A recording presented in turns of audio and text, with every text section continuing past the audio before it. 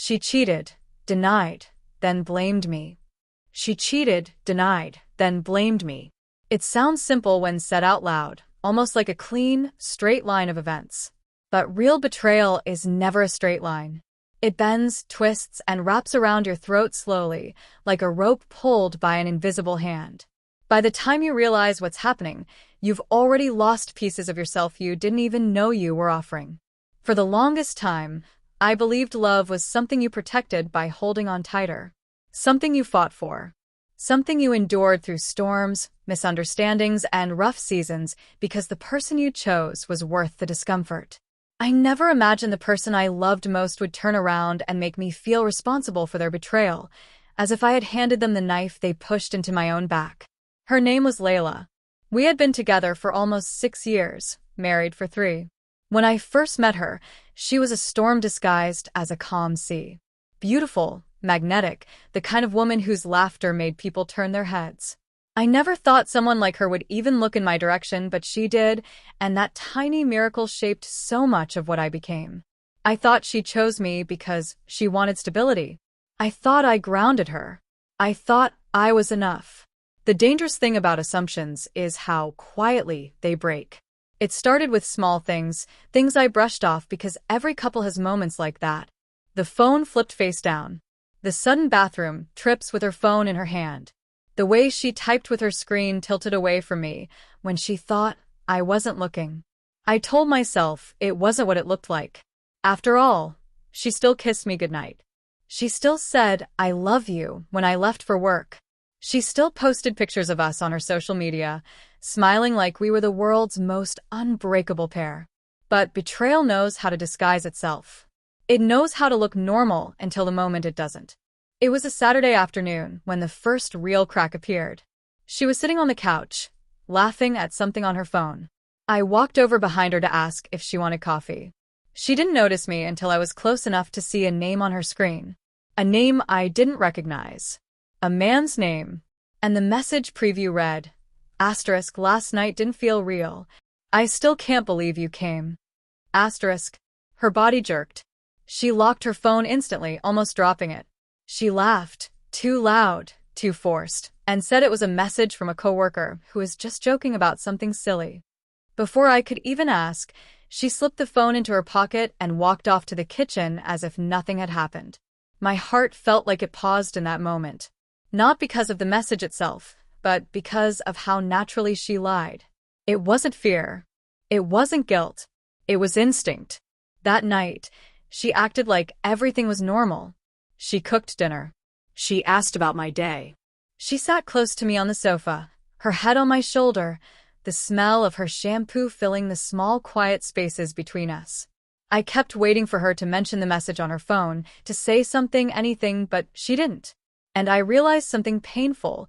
She never would. Not unless I forced her to. I tried to convince myself I was overthinking. Maybe the message really was innocent. Maybe I misread it. Maybe the last 6 years weren't built on quicksand after all. But lies are heavy, and one small lie can tilt the world slightly out of place until everything else slides. Over the next few weeks, more cracks appeared. She worked late, much later than usual. She would come home tired, smelling like a different cologne, and when I mentioned it, she laughed and said it was from sharing an elevator with someone at the office. She guarded her phone like it was a newborn child. She changed her phone's password, something she had never done. When I asked why, she snapped, "Because I want privacy." Everyone deserves privacy, right? You're acting insecure. She cheated, denied, then blamed me. Even then, I didn't see how the pieces were already taking shape. One evening, after another late-night return, she went straight to the shower. Her phone buzzed on the dresser. A name flashed across the screen, the same name I had seen weeks before. My heart raced. I shouldn't look. I knew that. But I also knew the truth was right there, glowing at me in the dim bedroom. I opened the phone. The message read, *, made it home. Already missing you. *. My hands shook. I scrolled up. More messages. Long threads of flirtation. Jokes. Late-night talks. Voice notes. Pictures. Plans. It wasn't emotional cheating or physical cheating, it was both. It was a full second relationship blossoming under my roof. My legs went numb. I dropped onto the edge of the bed, the phone cold in my palm. Every message was a punch, each one carving away the version of my life I believed in. She wasn't confused. She wasn't lost. She wasn't struggling in our marriage. She was in love with someone else, and she was telling him things she had once said to me. She stepped out of the bathroom wrapped in a towel, humming, water dripping from her hair. She froze when she saw her phone in my hand. "What are you doing?" she snapped. "I saw the messages," I said, my voice barely holding together. "Just tell me the truth." Her reaction was immediate, anger, not guilt. "You went through my phone? Are you serious right now?" "I had to," I whispered. "You've been acting different. And now I know why." She grabbed the phone from me. "Unbelievable. You're spying on me because you're insecure." "Insecure?" I repeated. "You told someone you missed them. You told them last night with him felt unreal. You lied to me." "Because you've been distant," she shouted, throwing her hands up. "Do you think you've been the perfect husband? You work all the time. You barely pay attention to me anymore. I needed connection.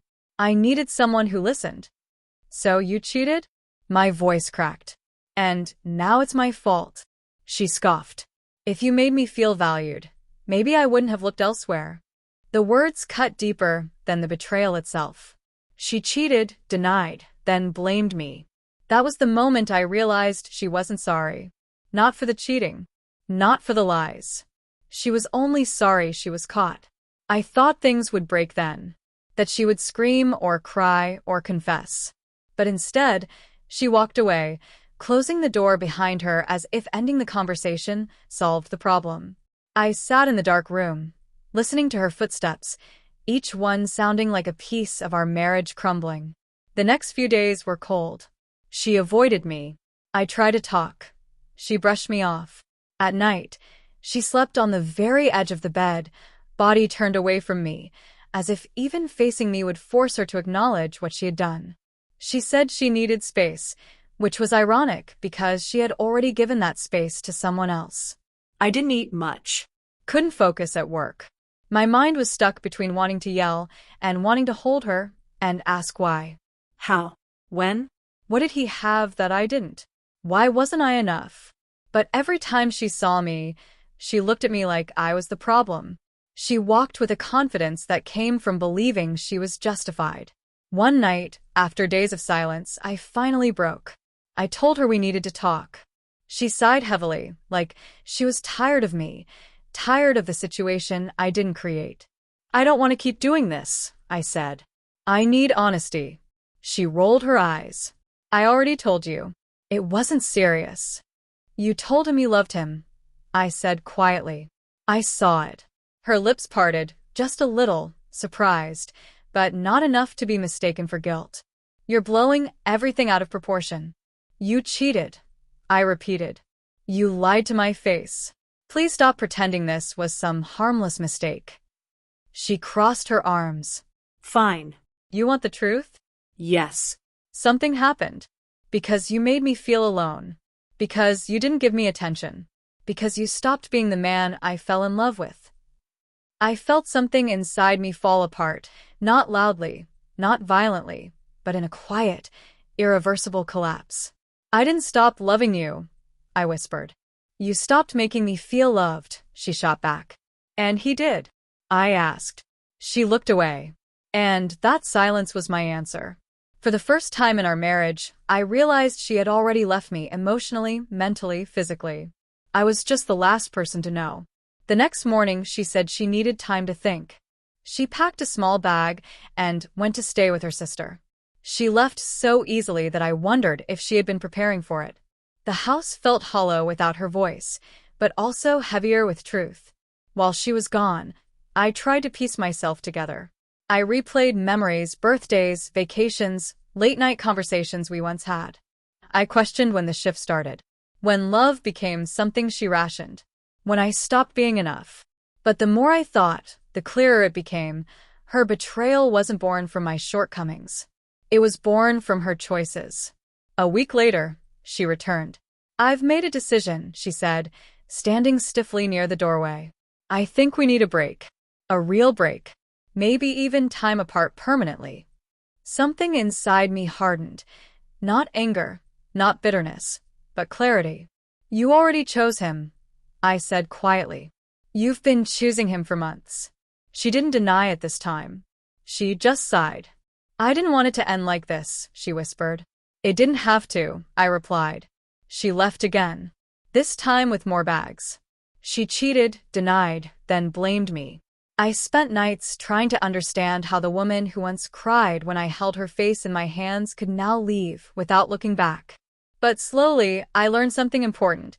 Closure doesn't always come from the person who broke you. Sometimes it comes when you stop trying to solve a puzzle that was never yours to fix. I started rebuilding myself piece by piece. I went to the gym again. I met friends I had neglected during our marriage. I slept without waiting for her to come home. I woke up without checking if she was lying beside me. The silence that once felt painful started to feel peaceful. Months passed. One afternoon, out of nowhere, she showed up at my door. She looked tired, like life with the man she had cheated with hadn't unfolded the way she imagined. We didn't work out, she said softly, twisting her hands nervously. I said nothing.